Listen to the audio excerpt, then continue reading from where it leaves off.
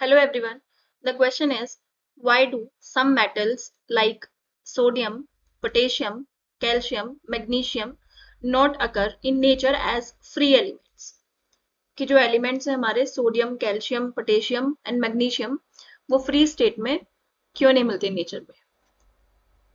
So let's talk about the elements first. Sodium and the symbol is Na. Potassium and the symbol is K. Calcium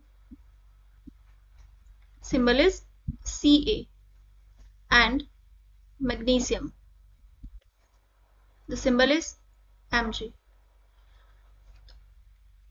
All the elements, all four elements are high up in the reactivity series. Means जो reactivity series है उस पे काफी ऊपर place है. Place high up in the reactivity series.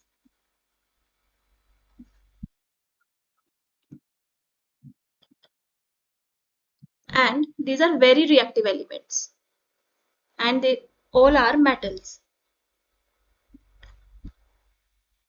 Very reactive metals. So इसी वजह से ये free state में नहीं मिलते. And it can combine with other known metals to complete its octet. So these are found in impure form, not in pure form. Thank you.